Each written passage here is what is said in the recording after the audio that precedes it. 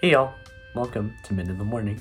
I wanted to talk about tanks today because tanks are cool and you know the drill. I'm gonna start yapping now. I have a particular affinity for a certain line of Soviet tanks known as BT tanks. Translated, it's an acronym for Fast Moving Tank, which all of the tanks in this line certainly are. This tank was a predecessor to the T-34, a very famous tank, but we're here to talk about this BT line of tanks. Starting from the beginning of this light tank story, it all started with an American man named John Walter Christie. He was a race car mechanic and also a race car driver from New Jersey, quite far away from the Soviet Union. He developed a new type of suspension called Christie suspension, named after himself. Quite humble, I know, but honestly, I'd do the same thing. Anyway, he tried to sell his idea to the US Army Ordnance Bureau, but they didn't accept it. But instead, Soviet agents caught wind of it and thought that this idea would be great.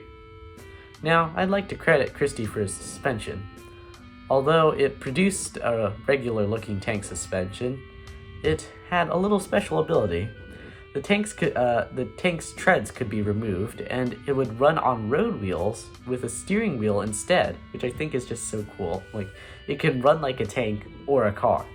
By the way, it moves insanely fast for a tank. The BT-2 variant runs at 100 kilometers per hour or 62 miles per hour on the road. Anyways, these agents used their political connections to purchase two Christie M1931 tanks that were later named BT-1s, the first iteration. They managed to get these tanks shipped to the USSR's mainland by removing the turrets and labeling them agricultural tractors. I just imagine Soviet agents bringing a big tracked vehicle to a cargo ship for shipping, and some officials looking at it and saying, "Yep, looks like a tractor to me." Anyways, with information on these designs, they eventually developed the BT-2. This design generally kept the same hull design, but adapted it for sloped armor. If you don't know, sloped armor helps the bullets that come shooting at it bounce off the armor.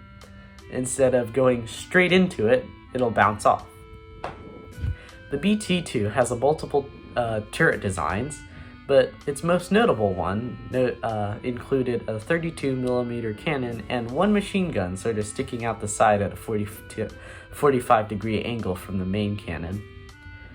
Since the Soviet Union had a shortage of 37mm cannons at the time, they sometimes utilized a different turret design with three machine guns, two in place of the main gun and one sticking out the side.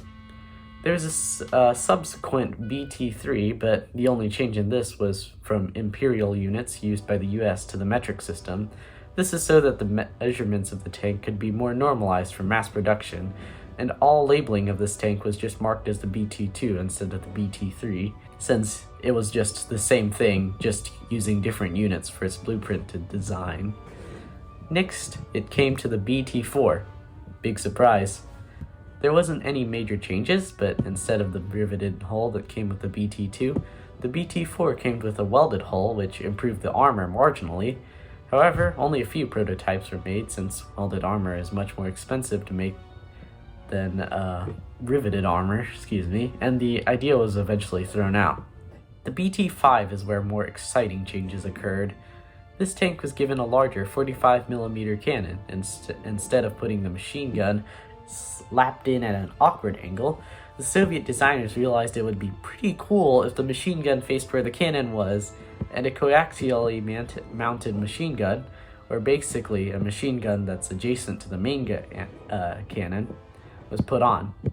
Also, a space for a radio is fitted at the back for commander tanks. This is pretty significant because communicating with your comrades with only signal flags kinda sucks. Then we have the BT-6. Basically the same thing as the BT-5, but it included the very innovative change of welded armor. After prototyping, this idea was thrown out in favor of the BT-7, which included some more substantial changes. Now, we have, in my opinion, the best BT tank of them all, and that is the BT-7. The BT-7 had welded armor, like its predecessor, but it also had changes as a redesigned frontal hull, a new engine, a muffler, and new tracks.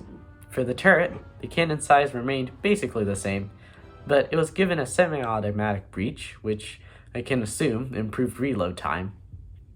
This tank also has a really cool story.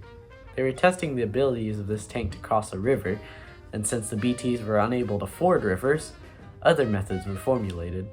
First, they tried to put wings on the tanks, but obviously such efforts failed due to the massive weight of the tanks, so they moved on to testing how jumping a tank would go.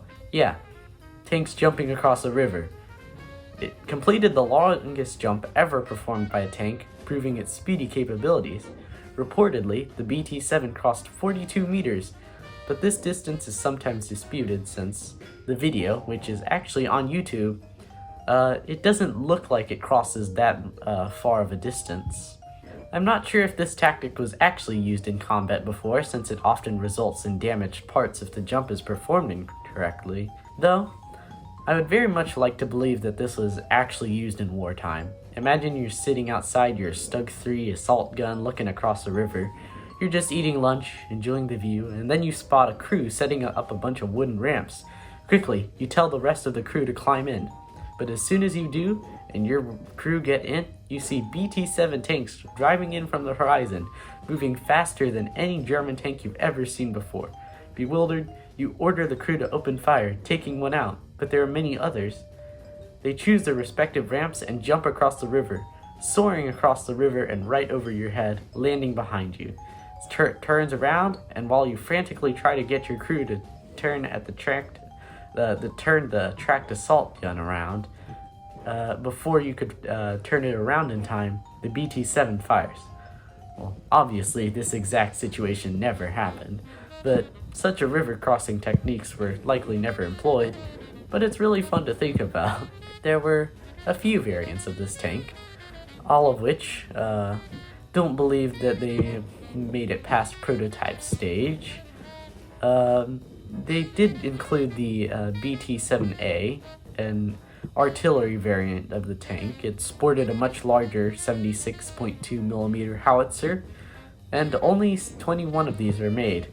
By the end of the BT line, there was the BT-7M, or some may call it the BT-8. It was fitted with 2 more machine guns, one on the top and one at the back of the turret, and it had a new diesel engine.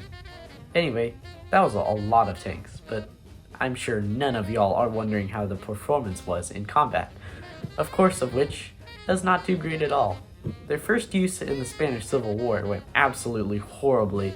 Many of the BT-5s were lost in their first use when troops tried to ride on them, of which they were not suited to carry troops, and eventually they got caught in the mud.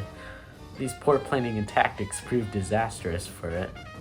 However, their service proved to be better in the Battle of Cock and Gall, a battle in one of the Soviet-Japanese border wars.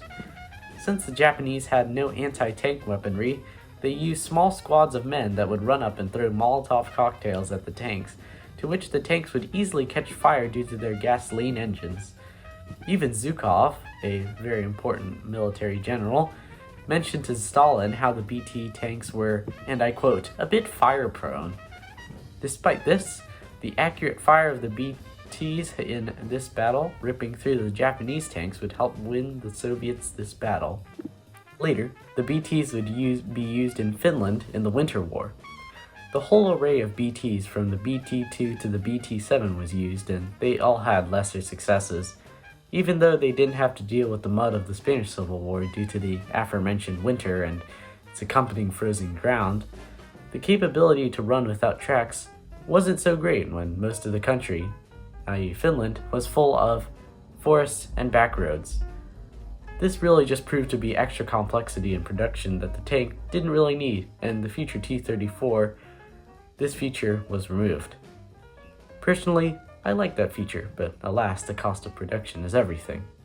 Anyway, the Finnish, utilizing more sophisticated and advanced tactics like hiding in a building and lobbing a Molotov cocktail at the tank from above, made the BTs slightly less effective. Additionally, the light armor of the tank proved to be much easier for the anti-tank armaments of the Finnish to pierce. At this time, the Finnish managed to capture some of these BT tanks. They developed the BT-42. was basically a BT-7, but retrofitted with a massive 4.5-inch British howitzer, and it looked like it had a massive forehead. It still was quite fast with a top speed of 32 miles per hour, but it had a massive cannon and a turret that made it a massive target for the anti-tank guns of the Soviets. Since this tank was majorly outdated, since it saw service in 1943, it was facing off against much more advanced T-34s. It notably completely failed to even detrack a T-34 during the defense of Viborg after shooting it 18 times until it was ultimately destroyed by the shell from that T-34. Imagine being in a tank that couldn't take out another tank to save its life, even though it did intend to serve an anti-tank purpose. Slightly embarrassing if you ask me. Finally, the last service of the BT tanks was seen in 1945, where they were used in an offensive against the Japanese in Manchuria. This is where their speed was most put into use, allowing the Soviets to take vast swaths of land very quickly near the end of the war. The story of the BT tank is one of general ineffectiveness due to its light armor, small cannon, and overcomplicated suspension. Although it did perform well due to its high speed on some occasions, it became outdated during the defense of the Soviet Union in Operation Barbarossa or the German invasion during 1941. But still one of my favorite tanks, well, my favorite line of tanks actually, because tank go vroom. Anyway, that's it for me. Goodbye to all, and to all a good morning.